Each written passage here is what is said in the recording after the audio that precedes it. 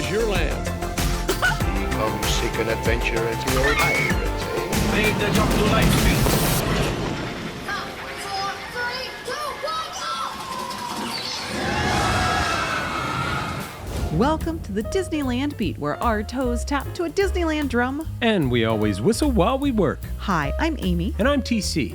Water towers have long been a fixture of California movie studios. Their height and their prominence made them one of the most iconic visual elements that we recognize today. The water towers on the Warner Brothers and even the Walt Disney Studios properties are now images known well around the world. Aside from being the home to Yakko, Wacko, and Dot, these water towers provided the movie studios with an emergency supply of pressurized water, one that would be available even if the power was out. This water supply was also used to help fight fires, which were all too common in the studio lots, as well as helping to regulate water pressure. In fact, many of them are still functional today because they're still useful in maintaining water pressure and supply. Water towers are very common all over smaller East Coast towns for the same reasons. So it's really not that surprising that as the Walt Disney Company began to build parks themselves themed to movie studios, the water tower was one of the first architectural elements included.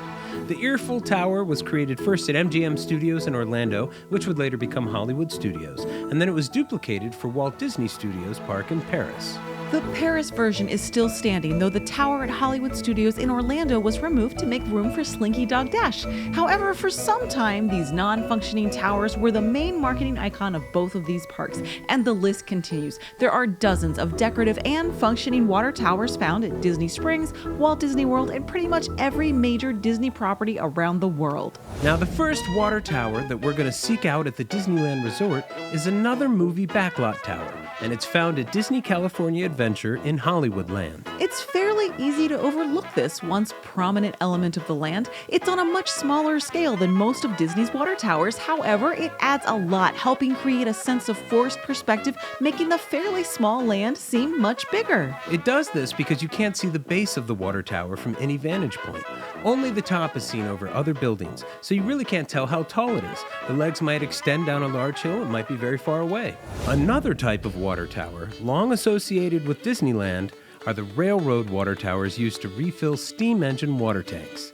Disneyland has a functioning railroad water tower at the New Orleans Square station for its real steam engines. And though it has moved around a little, it has been near the spot since the train opened in 1955. In fact, when the park first opened, the tower was a very prominent figure in the area, taller than anything else around it. The tower used to sit on the inside of the railroad tracks, and the then functional water pipe would lower, refilling the engine's thirsty tank. Today, the tower can be much harder to notice. It's on the other side of the tracks, and the trees have grown so tall around it. And now they use hoses to refill the tank, not the big pipe that lowers down, but it is still a very impressive piece. Its base is made from crisscross 6x6s in a hexagonal shape. It's some really impressive woodwork, and we enjoy it every time we see it.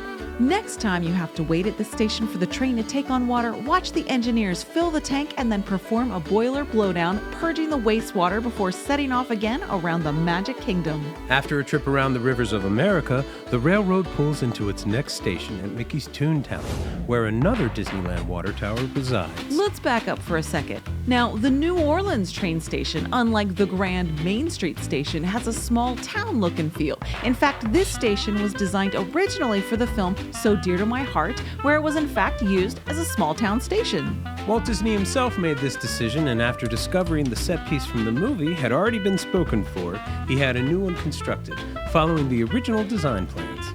It also used to be accessible to guests before the new platform in New Orleans Square was built. And all that is to say that it's an iconic and much beloved station to Disneyland fans and Imagineers, which gets us back to Mickey's Toontown. Now, when that station was designed, they decided to make a cartoon copy of that same station. Not a carbon copy, but a cartoon copy. The idea was to recreate it as if it was a cartoon version. There are practically no straight lines in this building, very Fleischman-esque. The materials and the painting is right out of the comics, and you can even find Mickey and Pal's luggage about. So, of course, as New Orleans Square Station has a water tower, this one does too. It's non-functioning and it features a big painting of Mickey Mouse on the side of it. You can see it right before the station as you begin to pull in, so keep a sharp eye out once you pass through the tunnel after Big Thunder Mountain. Another water tower at Disneyland can be found at what we first thought was kind of an unlikely location. The next time you take a drive around the Disneyland Autopia, watch for a water tower on your right-hand side. This tower looks just to be a fun water feature where the Autopia characters Bird and Osimo get into more shenanigans. But it's also a reminder of older times when automobiles touring long distances on the highways needed water and stations were set up all along the roads to supply it. Cars used and still could use water as a coolant before antifreeze became common, and even car batteries required water refills to function when Disneyland was built. So this water tower does seem appropriate to us along the Autopia, which was designed to replicate the highway experience at the time. We've also often wondered if this water feature serves any purpose for the Finding Nemo submarine voyage, which has its dark ride portion just beneath the fountain underground, perhaps helping to regulate its pressure or providing overflow. It could be possible. When you head to Radiator Springs in Cars Land, look for Stanley's Oasis in the queue for Radiator Springs racers. Here you're going to find a fine water tower set up at the town's namesake spring. The spring is still there, and you can see why it was named Radiator Springs. And by setting up a large water tower right next to it, the town founder, Stanley, was able to start a business selling radiator caps at his Cap and Tap and supply enough water to everyone that it sparked the building of an entire town. This water tower is a serendipitous blend of Disneyland tradition, a modern intellectual property, and excellent theme park storytelling. Over at Disney California Adventure in Paradise Gardens is Goofy's Sky School, and at the entrance is another large wooden water tower. This one with an observation deck around it acting as a control tower for the local airport here.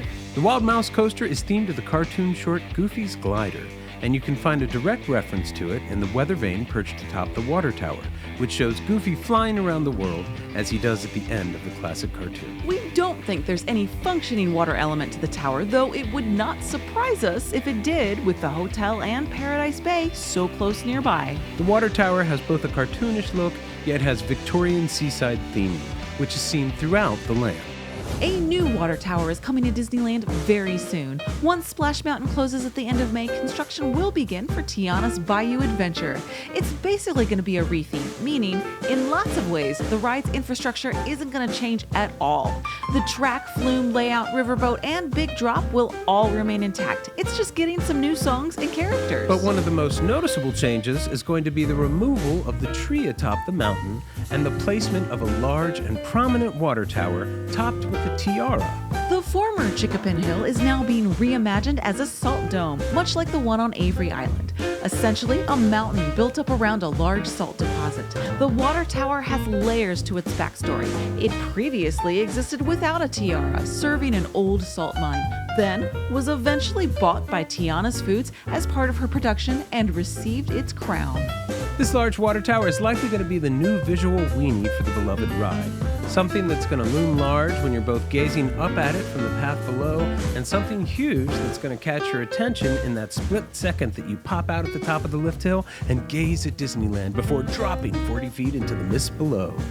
Yet again, we think it's a fine blending of original backstory, Disneyland history, and a modern IP. And there is something about water towers in theme parks. All that water up there ready to rush, all that potential energy, it's refreshing and exciting. Well, did we overlook any Disneyland water towers, Mouseketeers? Let us know in the comments. As always, we greatly appreciate all of you. Thank you so much for watching and connecting with us. If you're new, we hope you subscribe for more. May the light in the firehouse window always shine brightly.